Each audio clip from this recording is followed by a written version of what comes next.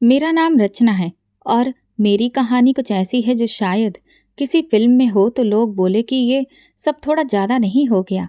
लेकिन मेरी ज़िंदगी फिल्मी नहीं, बल्कि हकीकत की थी। सब्र से लिपटी हुई हकीकत। हम 5 बहनें थीं, ना कोई भाई, ना किसी मामा या चाचा का प्यार, सिर्फ एक छोटा सा घर। हमारे पापा एक मेहनती मजदूर थे, जो सुबह निकलते तो शाम को पसीने में भीगे हुए थके हारे लौटते। माँ बहुत जल्दी ही हमें छोड़ गई थी। तब से पापा ही माँ और बाप बन गए। लेकिन एक अकेला आदमी क्या क्या संभाल सकता है। हमारा बचपन सपनों के बिना ही गुजरा।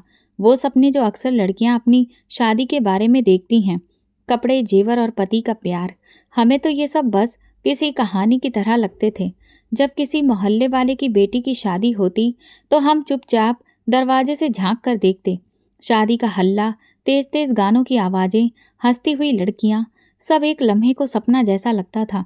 और अगले ही पल एहसास होता था कि ये सपना हमारे नसीब में नहीं है। मेरी बड़ी बहनें एक एक करके ब्याह ही गईं, बिना किसी चाहत, बिना किसी खास रिश्ते के। बस जैसे तैसे जहाँ कोई हाँ कर दे वहीं विदा हो गईं।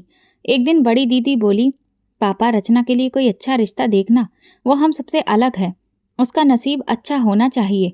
पापा ने थके हुए लहजे में कहा, बेटा, गरीब के नसीब में अच्छे रिश्ते कहाँ होते हैं। अमीर लोग तो गाड़ी, फर्नीचर, जेवर सब मांगते हैं। दीदी बोली, ये तो मुझे भी पता है बाबा। रचना शायद हमारी तरह ही किसी छोटे घर में जाएगी, लेकिन बस प्रार्थना करिए कि उसे पति अच्छा मिल जाए। मैं चुपचाप बैठी ये सब सुनती रही। ना किसी सपने की ख्वाहिश थी, ना ही किसी की रानी बनने की चाह। बस इतना पता था कि पापा जो कहेंगे वही मेरी किस्मत होगी। 12वीं तक की पढ़ाई की थी, वो भी सिर्फ इसलिए कि पापा कहते थे, कम से कम चिट्ठी पढ़ना लिखना तो आना चाहिए ना। हमारे घर के हालात बिगड़ते ही जा रहे थे। बड़ी बहन के ससुराल से अक्सर ताने मिलते। दूसरी बहन की शादी को भी साल भर नहीं हुआ था कि उसका पति कामकाज छोड़कर घर बैठ गया। पापा का चेहरा वक्त से पहले ही बूढ़ा होने लगा था। फिर एक दिन कुछ अजीब सा हुआ। बड़ी बहन के ससुराल के परिवार वाले आए। छोटे से कमरे में बैठक लगी, चाय के बर्तन सजाए गए, ढेर सारी बातें गूंजने लगीं। फिर दीदी ने आकर बताया, आनंद का रिश्ता आया है। आनंद? कौन आनंद? मैंने हैरानी से पूछा। दीदी बोली, मेरे ससुराल के ही रिश्तेदार हैं, शरीफ लोग हैं, 2 भाई 4 बहनें और माँ हैं। उनके पिता बचपन में ही गुजर गए, लेकिन लड़का खुद कमाता है। पापा ने कुछ देर खामोशी से सब कुछ सुना। उनकी आंखों में वही झिझक थी जो हर पिता की आंखों में होती है जब वो अपनी बेटी की किस्मत किसी और के हाथ में देने वाला होता है। क्या मांगा है उन्होंने? पापा ने धीरे से पूछा। दीदी बोली, कुछ भी नहीं, बस वो कह रहे थे कि लड़की समझदार, गुणवान और घरेलू होनी चाहिए और उन्हें रचना पसंद आई है। मेरी बहनों के चेहरे ये सब सुनकर खुशी से खिल उठे थे, जैसे बरसों बाद किसी ने हमें भी इंसान समझा हो। मैं खामोश रही, कोई भी सवाल नहीं किया। ना तो मैंने हाँ कहा और ना ही मैंने ये पूछा कि वो कैसा है, क्या करता है, कहाँ रहता है। बस पापा की आंखों में पहली बार जो सुकून की झलक देखी वही मेरे लिए काफी थी।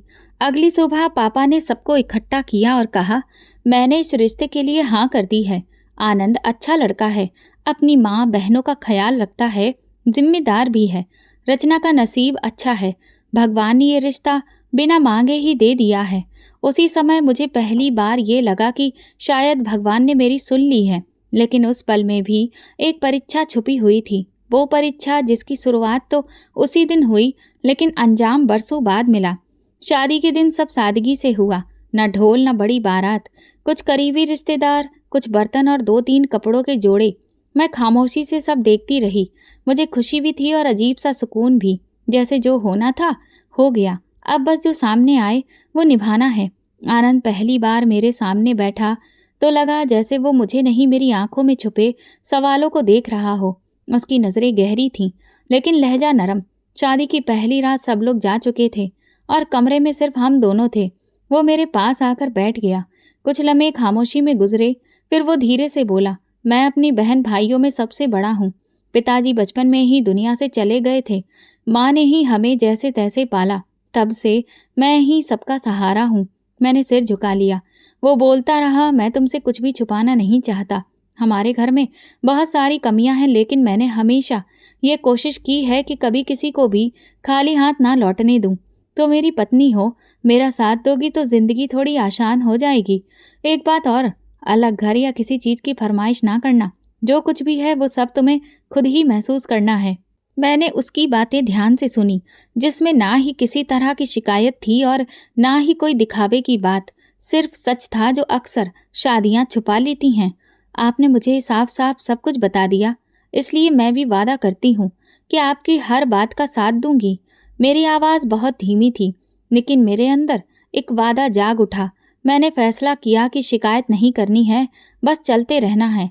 शादी के कुछ दिनों में ही बहुत कुछ सीखने को मिला।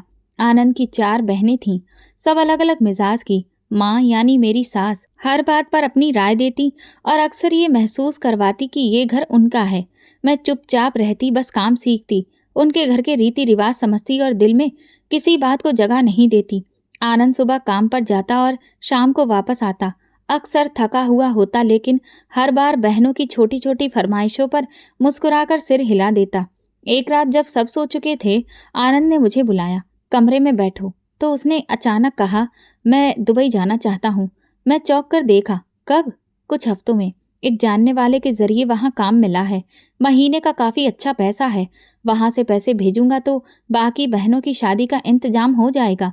मैंने हल्के से पूछा, क्या इतनी जल्दी जाना जरूरी है? हाँ। माँ का हाथ थामे नहीं बैठ सकता। यहाँ की कमाई से कुछ भी नहीं बचता। मन को भी थोड़ा आसानी हो जाएगी। तुम्हें भी कुछ पैसे भेजूंगा। मैंने कुछ भी नहीं कहा, बस सिर हिला दिया। ये मेरी शादी का पहला महीना था और मेरा पति मुझसे हजारों मील दूर जाने की तैयारी में लगा था। दिल में हल्की सी उदासी जरूर थी, लेकिन उसकी आंखों में एक मकसद था, वो रुकने वाला नहीं था। अगले दिन वो बाजार ले गया, मेरे लिए 2 जोड़ी सूट लिए, कुछ चप्पलें और एक छोटा सा हैंडबैग। कहने लगा, ये ले लो, जाने से पहले तुम्हें कुछ देकर जाना चाहता हूँ। मैंने थैंक यू कहा और पहली बार थोड़ा सा मुस्कुरा दी। हफ्ता गुजरा तो उसने जाने की तैयारियां शुरू कर दी थी। वीज़ा, पासपोर्ट, टिकट, सब कुछ तेज रफ्तार से पूरा हुआ। मैंने उसे हर चीज़ में खामोशी से सपोर्ट किया। जाने से एक दिन पहले उसने मुझसे कहा, अगर कभी देर से फ़ोन उठाऊं या कई दिनों तक बात ना हो पाए तो तुम परेशान मत होना। वहाँ पर काम बहुत पाबंदी के साथ होता है, इसलिए वक्त नहीं मिलता। लेकिन याद रखना, मैं तुम्हें नहीं भूलूंगा। मैंने हल्की आवाज़ में कहा, और मैं सब्र करना नहीं छोड़ूंगी। उसने मेरा माथा चूमा और बोला, बस यही तो चाहिए था। अगली सुबह वो चला गया। दरवाजे पर खड़े होकर मैंने हाथ हिलाया और दिल में पहली बार एहसास हुआ कि मेरे दिन वाकई में बदलने वाले हैं। कैसे? ये तो बस वक्त ही बता सकता था। आनंद के जाने के बाद घर में जैसे सब कुछ अपनी जगह पर रुक सा गया था। वो छोटा सा कमरा जहां हम कुछ हफ्ते एक साथ गुजार चुके थे, अब खाली खाली सा लगता था। उसकी चारपाई वैसे ही पड़ी रहती थी।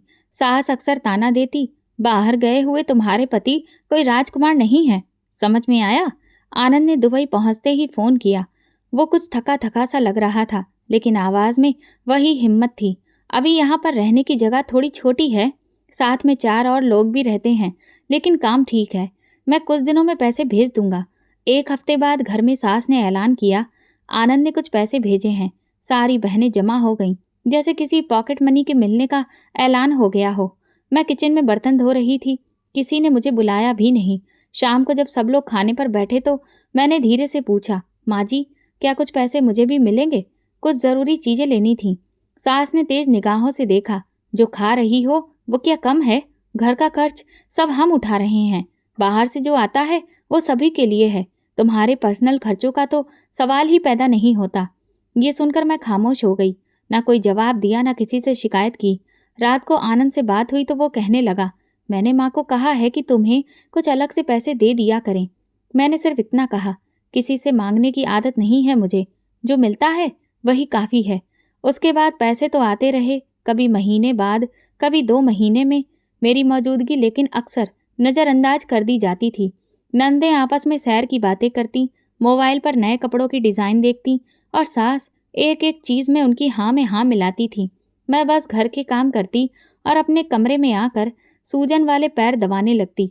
कभी कभी आनंद से शिकायत करने का दिल करता, लेकिन फ़ोन पर वो थका थका लगता। एक बार कहने लगा, आज 6 घंटे तक खुले आसमान के नीचे काम किया है, गर्दन तक दर्द है, लेकिन पैसे पूरे देने का वादा किए बिना काम नहीं मिलता यहाँ।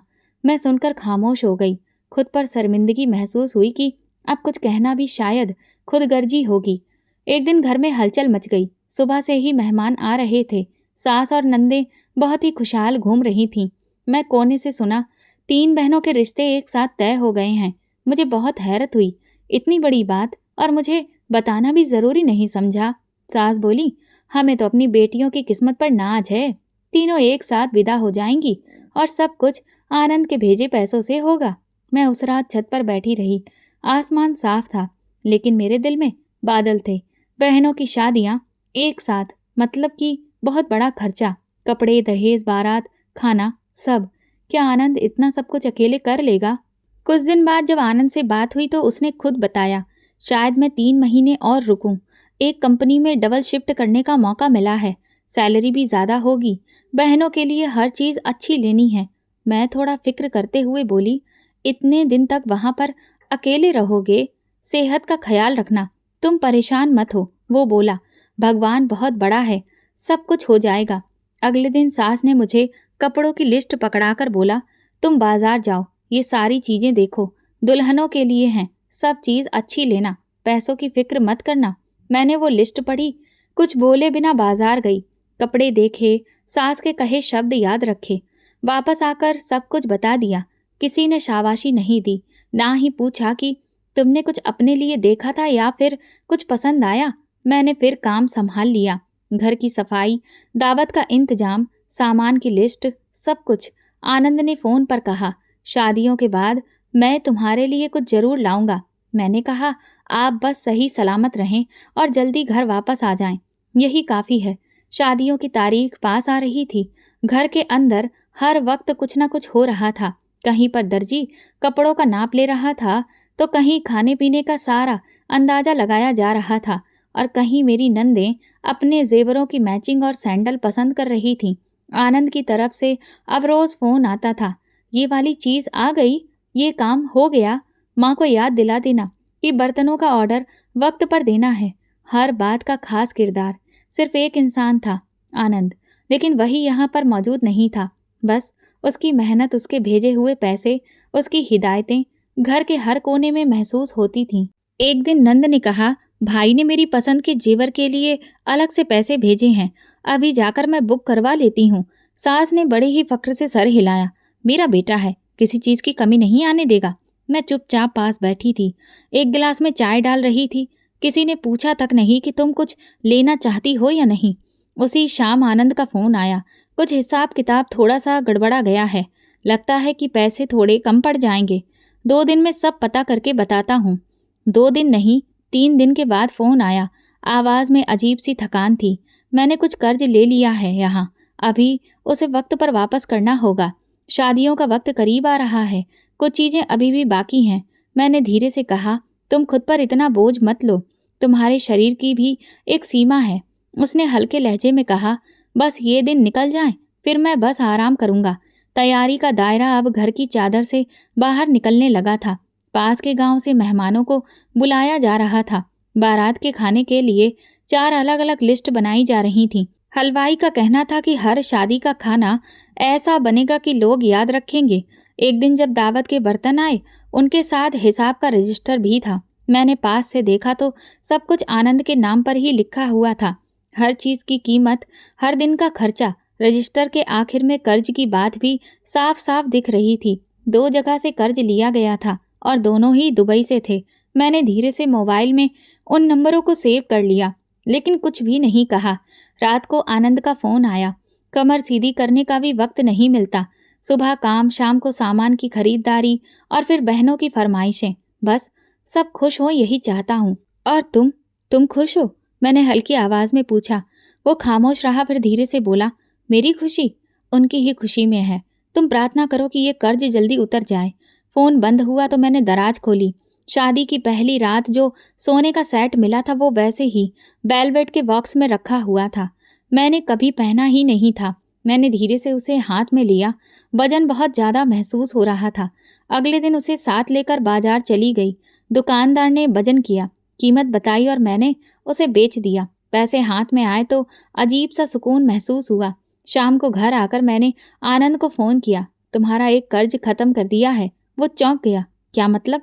मैंने अपनी मुंह दिखाई का सेट भेज दिया है, पैसे भेज दिए हैं, एक उधार खत्म। वो देर तक खामोश रहा, फिर बोला, ये तुम्हें नहीं करना चाहिए था। मैंने कहा, नहीं, ये मुझे ही करना चाहिए था, क्योंकि मैं तुम्हारी बीवी हूँ, तुम्हारी अर्धांगिनी। अगर तुम्हारे पैसे पर मेरा हक है तो तुम्हारे कर्ज में भी मेरी हिस्सेदारी है। कुछ देर बाद उसने बस इतना कहा, भगवान तुम्हें बहुत देगा। उसी रात शादी के लिए तैयार जेवरात आ गए। नंद एक एक करके पैकेट खोल रही थी। शोर, हंसी, चमक, सब कुछ जैसे एक फिल्मी मंजर था। मैं दरवाजे के पास खड़ी सब देख रही थी। अचानक छोटी वाली नंद बोली, भाई से कह देना कल तक गाड़ी का भी बंदोबस्त हो जाए। मेरे ससुराल वाले चाहते हैं कि उन्हें गाड़ी मिले। सास बोली, मैं खुद बात करती हूँ, वो मना नहीं करेगा। मैं वो लम्हा भी खामोशी से गुजार गई। आनंद की मेहनत, उसके शरीर की थकान और बहनों की फरमाइशें सब मेरे अंदर एक हल्की सी जंग छोड़ते जा रहे थे। शादी की तैयारी पूरी हो गई। 3 दिन के बाद अंदर 3 बारातें। हर बारात में खुशी, शोर, तोहफे, खाना और आनंद का पैसा शामिल था। लेकिन वो खुद उनमें से किसी बारात में शामिल नहीं था। जब सारी बहनें विदा हो गईं और घर के कमरे खाली हो गए तो सास ने कहा, सब कुछ ठीक हो गया, किसी चीज़ की कोई कमी नहीं हुई। आनंद ने भाई होने का हक अदा किया है। मैंने दिल में सोचा, पति होने का हक भी उसने निभाया है, बस किसी ने नहीं देखा। शादियों की रौनक खत्म हुई तो घर एकदम से सूना हो गया। इस दौरान एक रात शरीर में अजीब सी थकान महसूस हुई। पहले लगा बस थोड़ी कमजोरी का असर है, लेकिन अगले दिन तेज बुखार ने मुझे बिस्तर से लगा दिया। शरीर टूट रहा था, सिर भारी हो गया था और कमर में ऐसा दर्द कि उठकर बैठना मुश्किल था। शाम होते होते घुटने के एक तरफ जलन सी महसूस होने लगी। सास कमरे में आई। मैंने हिम्मत करके कहा, माँ, दवा के लिए कुछ पैसे दे दीजिए, शायद घुटने में दर्द है और बुखार भी कम नहीं हो रहा। उन्होंने मेरी तरफ देखा जैसे कोई बेकार सी बात कह दी हो। मेरे पास कोई पैसा नहीं है, तुम्हें दवा लेनी है तो आनंद को कहो, वो भेजेगा तो ले लेना। यहाँ किसी के पैसे की जिम्मेदारी मैं नहीं हूँ। मैं चुप हो गई। शरीर बुखार में तप रहा था और दिल में एक अलग आग जल रही थी। अगले 2 दिन इसी हालत में गुजरे। न दवा मिली, न किसी ने पानी का गिलास लाकर दिया। मेरी सबसे छोटी नंद सुबह से शाम तक टीवी के आगे बैठी रहती और मैं बिस्तर पर करवट बदलने से भी बेहाल थी। रात को आनंद का फोन आया।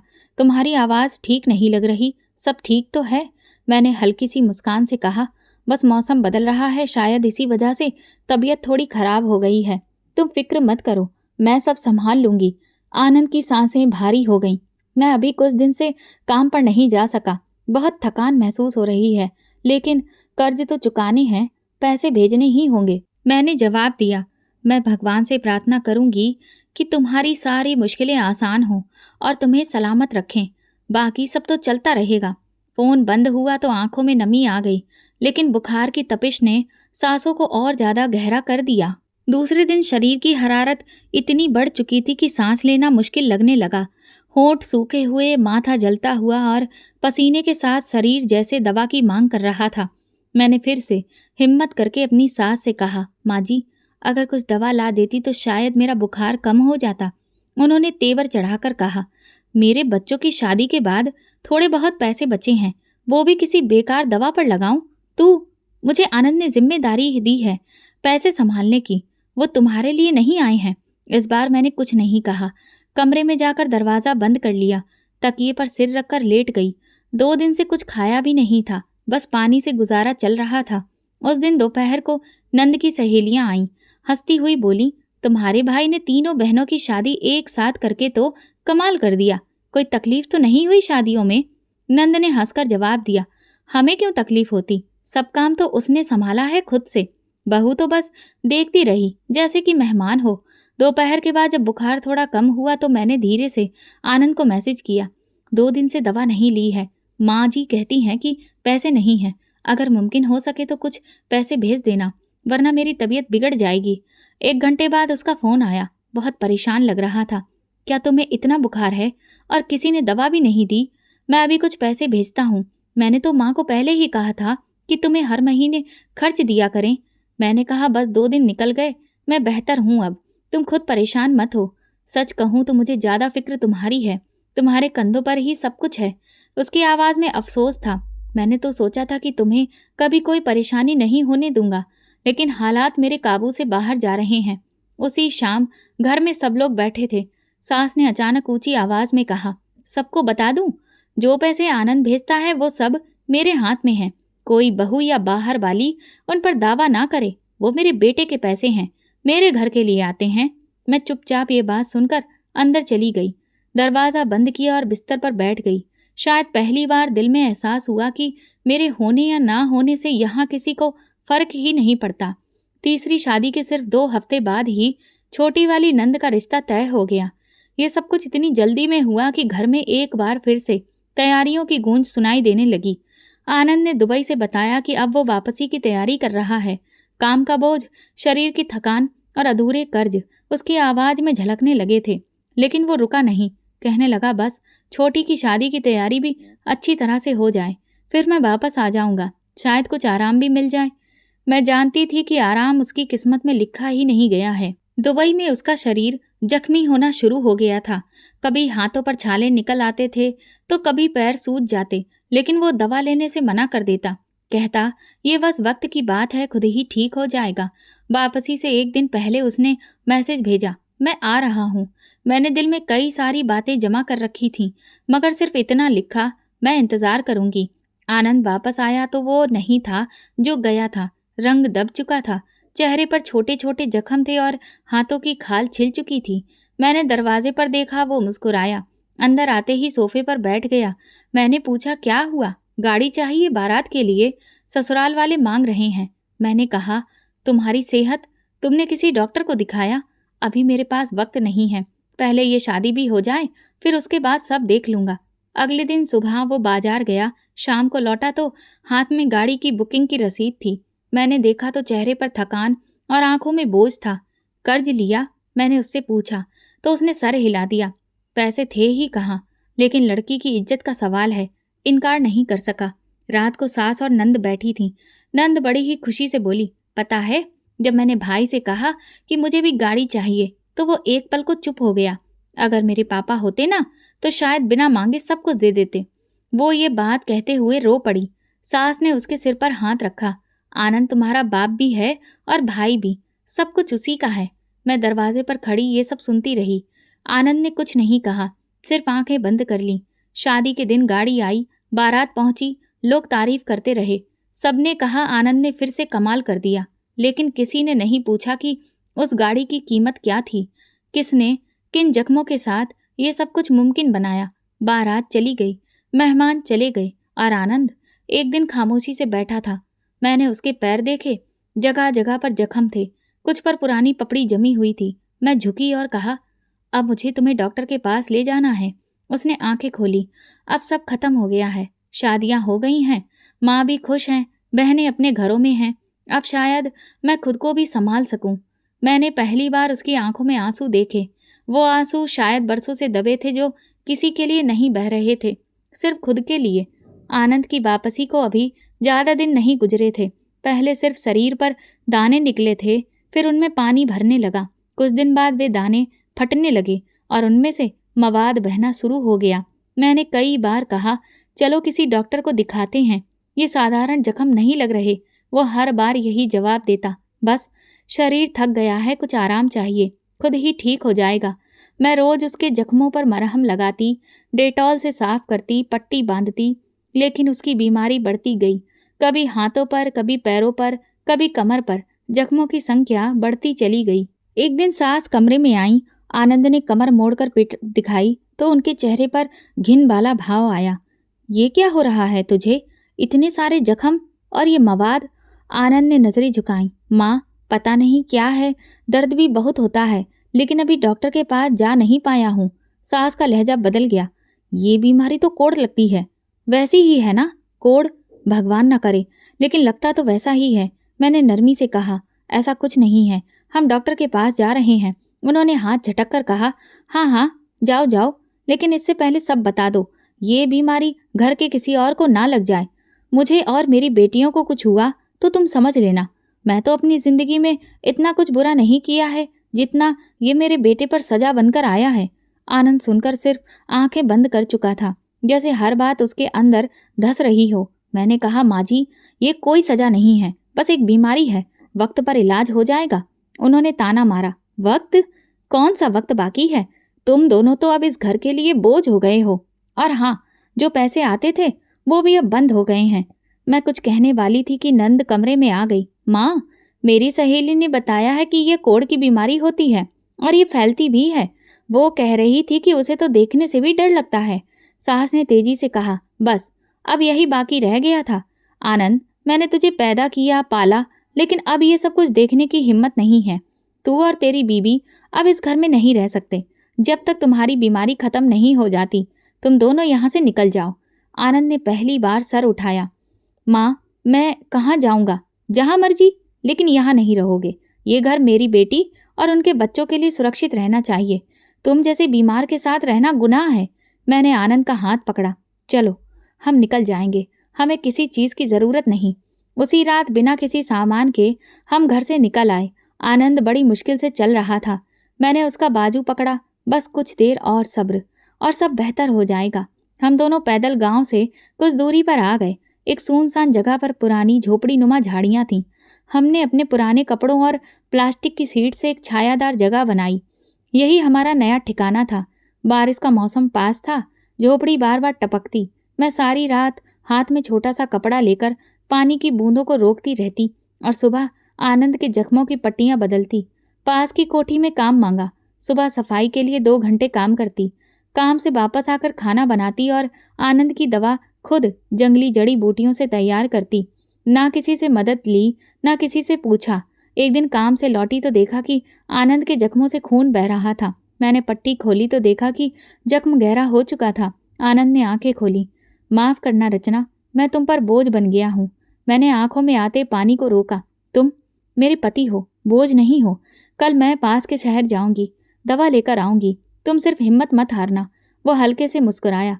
क्या माँ ठीक कहती थी कि ये बीमारी कोई सजा है? मैंने सिर झटक दिया। नहीं, ये बीमारी तुम्हारी कुर्बानी का नतीजा है, सजा नहीं। तुमने जो किया उसका बदला भगवान देगा। आनंद धीरे से बोला। बदला नहीं, बस तुम्हारा ये साथ ही काफ़ी है। अगली सुबह जब सूरज निकला तो मैं आनंद के लिए फिर साफ पानी ढूंढने लगी। जख्म धोए, पट्टी बदली और फिर काम पर निकल गई। अब जिंदगी हर दिन एक इम्तिहान थी और मैं हर रोज ये साबित कर रही थी कि आनंद अकेला नहीं। जब सब छोड़ जाते हैं तभी असली साथ नजर आता है। झोपड़ी बने हुए अभी कुछ ही दिन हुए थे कि मौसम ने अपना रंग दिखाना शुरू कर दिया। दिन की धूप में झोपड़ी तंदूर बन जाती और रात की हवा जख्मों को जला देती थी। आनंद का शरीर वैसे ही तकलीफ में था। अब उसे गर्मी, नमी और खुले माहौल ने और ज़्यादा असर डालना शुरू कर दिया था। मैं सुबह अंधेरे में उठती, कोठी में जाकर सफाई करती और वापस आकर आनंद के जख्म धोती। कई बार मेरा शरीर थक कर जवाब देने लगता, लेकिन मैं खुद को कभी भी बैठने की इजाज़त नहीं देती थी। एक बार कोठी की मालकिन ने पूछा, तुम्हारे पति कैसे हैं अब? मैंने सिर्फ इतना कहा, जिंदा हैं, बस इतना ही काफ़ी है।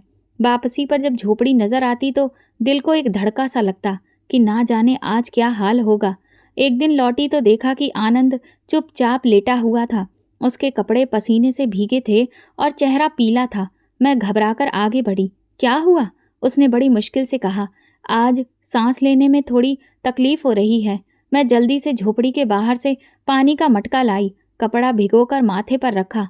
तुम बिल्कुल भी फिक्र मत करो, मैं आज शहर जाकर दवा ज़रूर लेकर आऊंगी। कुछ भी हो जाए, तुम्हें ठीक होना ही है। आनंद ने धीरे से मेरी तरफ देखा। कब तक? कब तक तुम ये सब अकेले करोगी? जब तक तुम ठीक नहीं हो जाते, और उसके बाद भी, जब तक ये जिंदगी है। उस दिन मैं बाजार गई, कुछ पुरानी दवा देने वाले हकीमों से बात की। एक जगह से जड़ी बूटियों की पुड़िया मिली जिन्हें पानी के पीने के साथ हिदायत दी गई। वापसी पर मैंने देखा कि आनंद की हालत बहुत ज़्यादा बिगड़ चुकी थी। आंखें बुझी हुई और होंठ सफ़ेद। मैंने पुड़िया खोलकर उसे दी। वो बड़ी मुश्किल से बस 2 घूंट ही पी सका। अगले दिन सुबह जब सूरज निकला तो आनंद की सांसें बोझिल हो चुकी थीं। मैं उसके जख्म साफ कर रही थी कि उसने मेरा हाथ पकड़ा। बैठो, कुछ कहना है। मैं खामोशी से पास बैठ गई। वो कहने लगा, तुम बहुत सब्र वाली हो, लेकिन तुम्हारी ज़िंदगी में मेरे साथ कोई खुशियाँ आ ना सकी, लेकिन तुमने कभी शिकायत नहीं की। मैं सब कुछ अपनी बहनों पर ही वारता रहा। तुम्हें सिर्फ इंतज़ार और खामोशी मिली। मुझे तुम्हारा प्यार मिला, वो सबसे कीमती चीज़ थी। मैंने उसका हाथ पकड़कर कहा, बस चुप रहो, अभी तुम्हें ठीक होना है। वो मुस्कुराया। अब शायद वो वक्त नहीं रहा, लेकिन तुम देखना, भगवान तुम्हें तुम्हारे सब्र का इनाम इसी दुनिया में देगा। क्या इनाम? मैंने सवाल किया, लेकिन वो कुछ नहीं बोला, बस धीरे से मेरी गोद में सिर रख दिया। मैं उसके बाल सहला रही थी। दिल जैसे रुक रुक कर धड़क रहा था। कुछ पलों के बाद उसकी सांसें रुक गईं, आंखें बंद हो गईं और शरीर जैसे पत्थर हो गया। मैं वो लम्हा कभी भी नहीं भूल सकती। झोपड़ी के अंदर जैसे खामोशी छा गई, जैसे हवा भी रुक गई हो। मैं आनंद का चेहरा अपने हाथों में थामे जैसे वक्त को रोकने की कोशिश कर रही थी, मगर वक्त कभी नहीं रुकता। शाम तक मैं खामोश बैठी रही। बाहर सूरज डूब चुका था, लेकिन झोपड़ी में अभी रोशनी बाकी थी। आनंद चला गया था, लेकिन वो मेरी हिम्मत छोड़कर नहीं गया था। उसके शब्द, उसके सपने, उसकी थकी हुई मुस्कान सब मेरे पास थे। अगली सुबह मैं उठी, झाड़ू लगाई, पानी गर्म किया, आनंद को आखिरी बार नहलाया। अंतिम संस्कार करने के लिए मैंने पास में रहने वाले लोगों से मदद ली। किसी ने कोई सवाल नहीं किया, बस एक पुरानी चादर में लपेटकर उसे अंतिम विदाई के हवाले कर दिया। ना किसी ने कफन के लिए पूछा, ना अर्थी के लिए। बस राख का ढेर बचा था, जिसमें वो इंसान बदल चुका था जिसने दूसरों के लिए अपनी जिंदगी कुर्बान कर दी थी। मैं वापस आकर झोपड़ी में गई, एक छोटा सा पत्थर उठाया और उस पर आनंद का नाम लिखा। उस झोपड़ी के कोने में उसे रख दिया। आनंद के जाने के बाद जिंदगी एक और मोड़ पर आ गई। मैं झोपड़ी को साफ सुथरा रखती, उसके नाम के पत्थर को हर सुबह साफ करके एक तरफ रख देती और दिन के बाकी वक्त में कोठी का काम करती। मेरे दुख के दिनों में कोठी वालों ने कुछ राशन भेजा था, लेकिन वो भी कुछ हफ्तों में ख़त्म हो गया। वक्त जैसे एक सा हो गया था।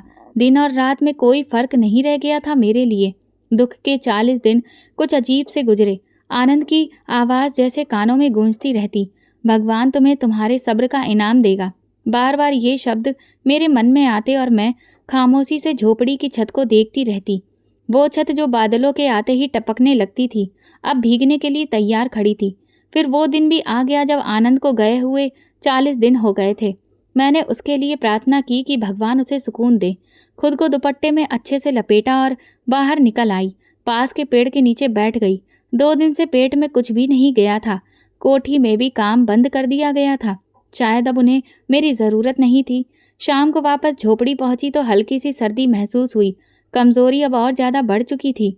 मैं चूल्हा जलाने के लिए लकड़ियां ढूंढ रही थी कि अचानक दूर से एक गाड़ी आती दिखाई दी। सड़क पर उतरी, कुछ देर रुकी, फिर इधर उधर घूमी और धीरे से झोपड़ी के सामने आकर रुकी। मैं ठिठक गई। दरवाज़ा खुला और बहुत कीमती कपड़ों में एक नौजवान गाड़ी से बाहर निकला। मैं खामोश खड़ी रही। उस नौजवान ने आकर सम्मान से नमस्ते किया। आप रचना जी हैं? मैंने धीरे से सिर हिलाया। जी, कहिए। उसने एक फ़ाइल निकाली। वकील ने वो फाइल खोली और पढ़ने लगा। मैडम, सिटी एरिया में जो बंगला नंबर 27 है, वो आपके नाम पर है। उसका बैनामा आपके नाम पर अकाउंट में दर्ज हो चुका है, इसलिए आप जल्दी से बैंक जाकर अपना खाता खुलवा लें। मेरी आंखें हैरानी से फैल गईं। मेरे नाम पर? ये सब किसका है? नौजवान ने आगे बढ़कर कहा, ये सब मेरे पापा की वजह से है। मैं कुछ समझ नहीं पाई। खामोशी से उसकी तरफ देखा। वो कहने लगा, मेरे पापा मजदूर थे, बीमार रहते थे, कुछ दिन काम करते और कुछ दिन नहीं। आनंद जी ने उस वक्त मेरे पापा से ये वादा किया था कि वो मेरी पढ़ाई के सारे खर्चे उठाएंगे, और उनके कहने पर ही मैंने अपनी हायर स्टडीज़ जारी रखी। आज मैं जो कुछ भी हूँ वो सिर्फ उनकी वजह से। मैंने अपनी आंखों की नमी को पोंछा। लेकिन तुम्हें कैसे पता चला कि वो? मेरे पापा ने हमेशा उनका जिक्र किया था, लेकिन कभी कोई पता या तस्वीर नहीं मिली। मैंने उन्हें बहुत समय तक तलाशा। फिर एक दिन खबर मिली कि उनका देहांत हो चुका है और उनकी पत्नी यहाँ झोपड़ी में रहती हैं।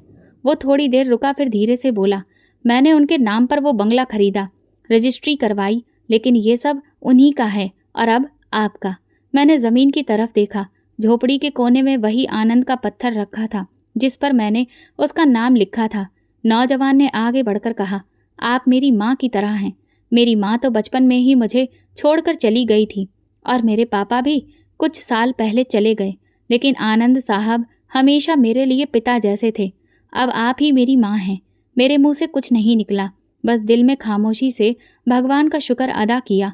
आनंद की वो बात जो उसने मरते वक्त कही थी, इनाम इस दुनिया में ही मिलेगा, आज सच हो गई थी। नौजवान ने कहा, अब आप यहाँ नहीं रहेंगी, गाड़ी तैयार है।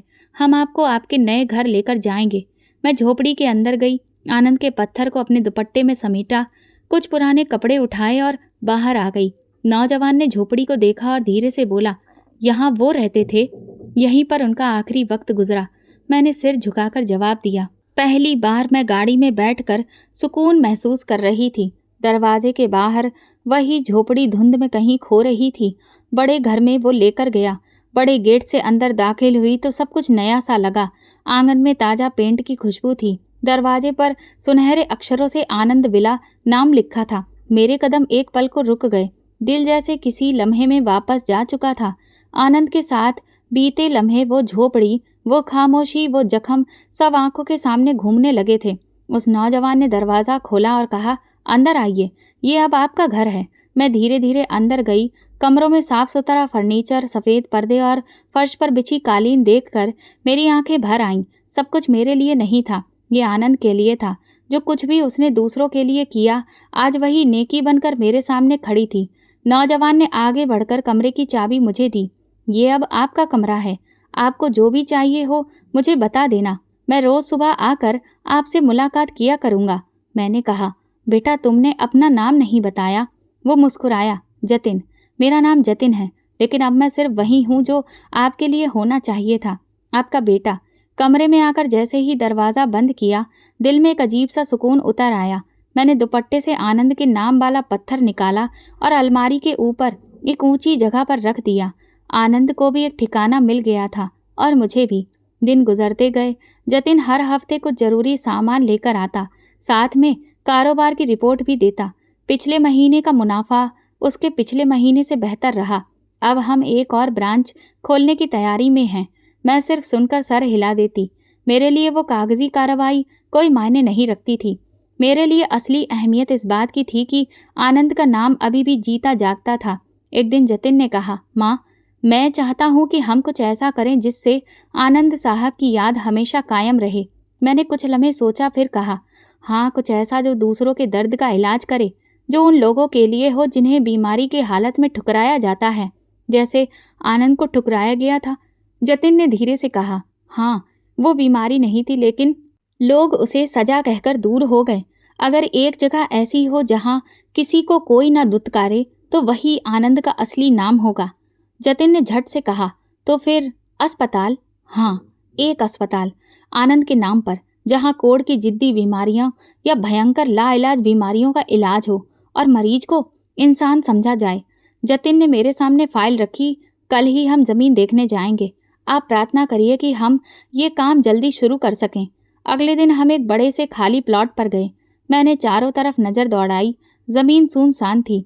मेरे दिल में शोर मच रहा था। मैंने कहा, यही होगा, आनंद यहाँ बसेगा, उनके नाम की पहचान भी यहीं से उठेगी। जतिन ने तुरंत इंजीनियर को फ़ोन किया, इस ज़मीन को रजिस्टर्ड कर दीजिए, कल तक सारी कागजी कार्रवाई पूरी हो जानी चाहिए। वापसी पर मैं बहुत खामोश थी। जतिन ने पूछा, कुछ परेशान हैं? मैंने कहा, नहीं, बस ये सोच रही हूँ कि आनंद कभी ये सब नहीं मांगता, लेकिन जो कुछ उसने दिया वो कभी नज़र नहीं आया। अब वक्त है कि उसका नाम इन दीवारों पर लिखा जाए जो कभी गिरा नहीं करेंगी। अस्पताल के नक्शे, नाम, इंतजाम सब तय कर दिए गए। मैं सिर्फ एक शर्त पर खामोश थी, हर मरीज के लिए दरवाजे खुले हों और हर कमरे के बाहर ये लिखा हो, ये हमदर्दी का घर है, एहसान का नहीं। जतिन हर काम में मेरी बात मानता। एक दिन उसने कहा, माँ, आपके लिए भी कुछ सोचा है, एक मदद का फंड जो उन औरतों के लिए हो जिन्हें पति छोड़कर चले गए या फिर जिन्हें ससुराल से निकाल दिया गया। मैं उसकी तरफ देखने लगी। उनके लिए कुछ ज़रूर होना चाहिए, क्योंकि ऐसी औरतें अगर कमज़ोर हो जाएं तो नस्ल बिखर जाती है। जतिन ने हंसते हुए कहा, तो फिर ये भी आनंद साहब के कामों में शामिल हो जाएगा। अस्पताल के काम की शुरुआत हो चुकी थी। आनंद के नाम की तख्ती का डिज़ाइन तैयार किया जा रहा था। मैं रोज़ जाकर वहाँ बैठती, ईंटों को लगता देखती, दीवारों को उठते देखती, जैसे आनंद की कुर्बानियाँ उन ईंटों में कैद हो रही हों। अब मेरा वक्त झोपड़ी से निकलकर आसमान में बदल गया था। वो आसमान जिस पर वो नाम लिखा जा रहा था, जो कभी सुना भी नहीं गया था, मगर अब कभी भुलाया नहीं जाएगा। अस्पताल की बिल्डिंग पूरी हो चुकी थी। दीवारों पर सफ़ेद पेंट हो चुका था, दरवाजे लग चुके थे और एंट्रेंस गेट पर आनंद मेमोरियल अस्पताल नाम बड़े से बोर्ड पर लिखा जा चुका था। अस्पताल के उद्घाटन का कार्यक्रम साधारण रखा गया था। जतिन ने बताया, हमने पहले दिन ही ओपीडी मुफ्त रखी है ताकि आसपास के गांव वाले भी आएं। मैं सुबह सुबह अस्पताल जाते हुए सब तरफ का जायजा लेती, मरीजों से बात करती और शाम को वापस आकर आनंद के कमरे में बैठती जहां उनके नाम की तख्ती लगी हुई थी। वो कमरा मेरा सुकून था। यहाँ मैं खामोशी से प्रार्थना करती और कभी कभार बस बैठकर सब कुछ सोचती जो पीछे रह गया था। एक दिन जतिन ने आकर बताया, आज एक नई मरीज है, हालत काफ़ी खराब है, शरीर पर पुराने जख्म हैं, कुछ कोड़ जैसे निशान भी। मैंने अस्पताल के स्टाफ से फाइल मंगवाई, नाम देखा, शांति देवी, उम्र देखी, पता देखा। एक पल को दिल जैसे पत्थर हो गया। ये तो मेरी सास का नाम था। मैंने नर्स से पूछा, क्या वो अकेली आई हैं? नर्स ने बताया, 2 औरतें साथ आई हैं, दोनों उनकी बेटियां हैं। मैंने धीरे से इशारा किया, उन्हें अस्पताल के वार्ड में रखो और जब वो होश में आए तो मुझे जानकारी देना। कई घंटे गुजरे। शाम के आसपास जानकारी मिली कि मरीज होश में आ गई हैं और बार बार पानी मांग रही हैं। मैं चुपचाप कमरे में गई, दरवाजे पर पहुंचकर पहले रुकी। दरवाज़ा खोला तो मेरी सास बिस्तर पर लेटी थी। दोनों नंदे एक तरफ खड़ी थीं, खामोश, कमज़ोर और हैरत से भरी। मेरी नज़र जैसे कमरे के अंदर नहीं, एक पुराने वक्त की गली में जा रही थी। शांति देवी ने मुझे देखा तो आंखें खुली की खुली रह गईं। रचना जी? मैंने सर हिलाया। मैं रचना हूँ और ये अस्पताल आनंद के नाम पर है। कमरे में खामोशी छा गई। मेरी सास के चेहरे पर वही तकलीफ थी जो कभी आनंद के चेहरे पर थी। हाथों पर जख्म, पाँव पर निशान और आवाज़ में कपकपाहट की आवाज़। मैं तुम्हें पहचान गई। तुम यहाँ? हाँ, मैं यही हूँ जहाँ से मुझे निकाला गया था। वहीं से भगवान ने मुझे उठाया है। एक ननद रो पड़ी, हमें माफ़ कर दो रचना, हम बहुत गलत थे। भाई के जाने के बाद सब कुछ बिखर गया। पति ने घर धोखे से अपने नाम करवा लिया और हमें दर दर भटकने के लिए छोड़ दिया। माँ की बीमारी ने सब कुछ खत्म कर दिया। मैंने चुप रहने को कहा। अब बातों का वक्त नहीं है, इलाज का वक्त है। शांति देवी ने मेरी तरफ देखा। मैं जानती हूँ ये बीमारी सजा है। मैं भी यही कहा था आनंद को और आज खुद इसी हालत में आ गई हूँ। मैंने उनकी तरफ देखा, पानी का गिलास बढ़ाया। मैं दरवाजे तक आई, फिर पलट गई। ये अस्पताल आनंद का है।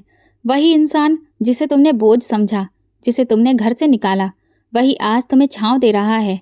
सास ने सिर झुका लिया। मैं शर्मिंदा हूँ, लेकिन मेरे पास आपसे माफ़ी के सिवा कुछ भी नहीं। मैं दरवाजे से बाहर आई। जतिन मेरी राह देख रहा था। माँ, आप वहीं थी? हाँ, वही थी। वक्त ने उन सबको वहीं पर ला खड़ा किया जहाँ हम कभी छोड़ दिए गए थे। जतिन ने पूछा, आपने यहाँ रखना चाहेंगी? मैंने धीरे से कहा, हाँ, यहाँ कोई किसी को नहीं निकालता। ये जगह इंसानों के लिए है, बदले के लिए नहीं। हम दोनों खामोशी से अस्पताल के मुख्य दरवाजे तक आए। सूरज डूब रहा था। आनंद के नाम की सुनहरी तख्ती पर धूप की आखिरी किरणें पड़ रही थीं। मैंने सिर उठाकर उसे देखा। ये वो रोशनी है जो अब कभी बुझेगी नहीं। अंदर वक्त अपना पूरा चक्र दोबारा दोहरा चुका था। अस्पताल में अब मरीजों की भीड़ कुछ कम हो गई थी। अस्पताल के स्टाफ को भी कुछ फुर्सत मिलने लगी थी। मैं सुबह जल्दी जाकर आनंद के कमरे में बैठती, पहले डॉक्टरों की रिपोर्ट लेती और फिर दिन के किसी पल वार्ड का चक्कर लगा लेती। शांति देवी का इलाज जारी था। वे अब थोड़ा ठीक होने लगी थी, मगर उनके अंदर एक और जख्म खुल गया था जो वक्त के साथ सिर्फ शर्मिंदगी से टपक रहा था। जतिन ने एक दिन आकर कहा, आज शांति देवी बार बार कुछ पूछ रही थी, शायद कुछ कहना चाहती हैं। मैं दोपहर को उनके कमरे में गई। नन्नद हमेशा की तरह खामोश बैठी थी। शांति देवी मुझे देखते ही उठने की कोशिश करने लगी, लेकिन मैंने जल्दी से हाथ से रोका। आप लेटी रहिए आराम से। उन्होंने लड़खड़ाती हुई आवाज़ में कहा, मुझे तुमसे कुछ कहना है। मैं पास में ही बैठ गई। मैंने तुम्हें बहुत दुख दिए, हर वो बात कही जो एक औरत के दिल को तोड़ती है। आनंद को उसके आखिरी दिनों में दुत्कारा, तुम दोनों को घर से निकाला। तुम्हारा दुख मुझे आज मेरे शरीर में महसूस हो रहा है। हर जख्म, हर जलन मुझे मेरी ज़ुबान का जवाब दे रही है। मैंने एक लम्हे के लिए उनकी आंखों में देखा। उन आंखों में वो गुरूर नहीं था जो कभी हर शब्द में छुपा रहता था। मुझे माफ़ कर दो रचना, अगर तुम माफ़ नहीं करोगी तो मैं शायद इस एहसास के बोझ से ही मर जाऊंगी। बाहर बारिश शुरू हो चुकी थी। खिड़की की शीशों पर बूंदें थीं, जैसे वक्त भी अपने गुनाहों पर माफ़ी मांग रहा हो। मैंने धीरे से कहा, अगर मैं माफ़ ना करती तो जो सब्र मैंने आनंद के साथ किया वो सब बर्बाद हो जाता। मेरे लिए माफ़ करना फ़र्ज था, ताकि जो मैंने खोया वो बेकार न जाए। शांति देवी की आंखों से आंसू बहने लगे। नंदे भी रोने लगीं। मैं खामोशी से उठी और बाहर आ गई। जतिन ने पूछा, क्या उन्होंने कुछ कहा जो एक माँ बरसों बाद कह पाती है? वो कहा। दिन गुजरते गए। शांति देवी का इलाज पूरा हुआ, लेकिन वो जाने के काबिल नहीं रहीं। उनके लिए फिर अस्पताल में एक कमरा बुक कर दिया गया, जहाँ वे आराम से रहने लगीं। नंदे भी कभी कभार उनके साथ रहती, कभी कमरे के कोने में सिलाई करती नजर आती और बाकी वक्त खामोशी में खोई रहती। जतिन ने एक दिन कहा, माँ, आप चाहें तो कुछ वक्त के लिए बाहर चली जाइए, आराम करने के लिए। अब सब कुछ संभाल लिया जाएगा। मैंने मुस्कुराकर जवाब दिया, आराम की तलाश में तो उम्र गुजर गई है। अब ये सुकून है जो मेरे पास है, यही काफ़ी है। कुछ दिन बाद एक पुराने जानने वाले ने कहा, तुम्हारे जैसी औरत को अकेले नहीं रहना चाहिए, दोबारा शादी कर लो, तुम्हारे आगे अभी बहुत उम्र पड़ी है, जिंदगी दोबारा शुरू हो सकती है। मैंने नरमी से कहा, मेरी जिंदगी दोबारा नहीं, पूरी हो चुकी है। एक औरत जब अपनी मोहब्बत को आखिरी सांस में पुकारती है, वो रिश्ता कभी ख़त्म नहीं होता। आनंद के बाद मेरे लिए किसी और नाम की गुंजाइश ही नहीं बची थी। शाम को आनंद के कमरे में जाकर मैंने उसकी तख्ती को साफ किया और देर तक खामोश बैठी रही। दीवारों पर आनंद द्वारा बनवाए गए मरीजों के राशन कार्ड लगे थे, जो उसने दुबई से भेजकर बनवाए थे और मैं संभाल कर रख चुकी थी। वो सब कुछ जो उसने किसी के लिए किया मेरी नज़रों के सामने था। वक्त चल रहा था, अस्पताल का दूसरा ब्लॉक भी बनकर तैयार हो गया था। एक दिन जतिन ने आकर कहा, हम चाहते हैं कि अस्पताल के ऑडिटोरियम का नाम आपके नाम पर रखा जाए। मैंने तुरंत इनकार कर दिया, नहीं, वो आनंद का ही रहेगा। मैं तो सिर्फ उस नाम को संभालने वाली एक साया हूँ, असली चिराग तो वही था। जतिन ने गर्दन झुका ली, जी, जैसा आप चाहें। उसी दिन सूरज जरा तेज निकला था। मैंने लॉन में कुर्सी रखवा ली और आनंद के कमरे की तरफ उसका रुख कर लिया। बाहर कुछ परिंदे चहचहा रहे थे। मैंने दिल ही दिल में कहा, आनंद, तुमने जो सपना अधूरा छोड़ा था, मैंने उसे पूरा कर दिया। अब तुम आराम से सो सकते हो और मैं सोना नहीं चाहती, क्योंकि मेरे पास वो सब है जो कभी सिर्फ तुम्हारे शब्दों में होता था। मोहब्बत, वफादारी और सब्र की जीत। सच्ची मोहब्बत, कुर्बानी और सब कुछ कभी बेकार नहीं जाते। तो दोस्तों, अगर आपको हमारी कहानी पसंद आई हो तो कमेंट करके ज़रूर बताएं। वीडियो को लाइक करें और ज़्यादा से ज़्यादा शेयर करें। अगर आप चैनल पर नए हैं तो सब्सक्राइब ज़रूर करें और नोटिफिकेशन बेल को दबाएं, ताकि अगली अपडेट सबसे पहले आपको मिले।